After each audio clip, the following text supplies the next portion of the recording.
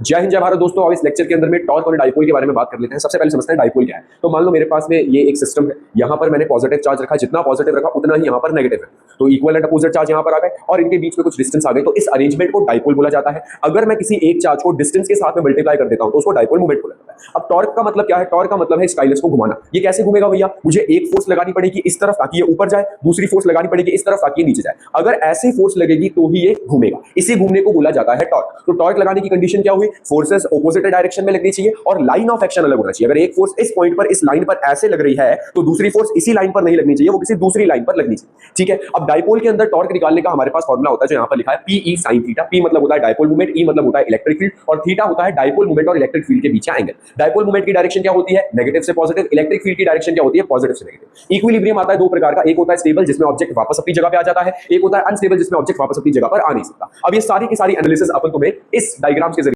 तो अब यहां पर हम आगे डाइपोल के केसेस का एनालिसिस करते हैं। देखो एनालिसिस करने का सबसे पहला स्टेप क्या है? तुमको फोर्स निकालनी है। इलेक्ट्रिक फील्ड कहां से कहां जाती है? इलेक्ट्रिक फील्ड हमेशा मूव करती है पॉजिटिव से नेगेटिव की तरफ, तो यहां पर होगा पॉजिटिव, यहां पर होगा नेगेटिव। ये पॉजिटिव वाला बंदा इस नेगेटिव की तरफ में अट्रैक्ट होगा, ये नेगेटिव वाला बंदा उस पॉजिटिव की तरफ में अट्रैक्ट होगा। मुझे बताओ यहां पर लगने वाली फोर्स क्या होगी? सर इलेक्ट्रिक फील्ड के लिए फोर्स का फॉर्मूला होता है प्लस का क्यू इंटू में ई, और इलेक्ट्रिक फील्ड माइनस के चार्ज पर लगेगी तो फॉर्मूला होता है माइनस का क्यू इंटू में ई। तो यहां से मैं देख पा रहा हूं कि मेरी जो लगने वाली फोर्सेस है वो सेम डायरेक्शन में है या ऑपोजिट डायरेक्शन में है? ऑपोजिट डायरेक्शन में भैया। इनका लाइन ऑफ एक्शन क्या है? डिफरेंट। सेम फोर्सेस लग रही है तो नेट फोर्स क्या निकल कर आ गया? जीरो। अब मुझे बताना है एंगल। किसका एंगल मेरे भाई? देखो सबसे पहले नेगेटिव चार्ज यहां है, पॉजिटिव चार्ज यहां है। Negative to positive dipole movement की डायरेक्शन है ये, positive to negative electric field की डायरेक्शन है ये। डाइपोल मूवमेंट और इलेक्ट्रिक फील्ड के बीच में कितना एंगल बनता हुआ दिख रहा है भैया? 90 डिग्री। तो थीटा आ गया यहां पर 90। टॉर्क का फॉर्मूला पीई साइन 90। इसका मतलब ये जो वैल्यू होगी ये मेरे पास मैक्सिमम होगी। इस केस में मेरे पास मैक्सिमम टॉर्क देखने को मिलेगा, ये सबसे ज्यादा।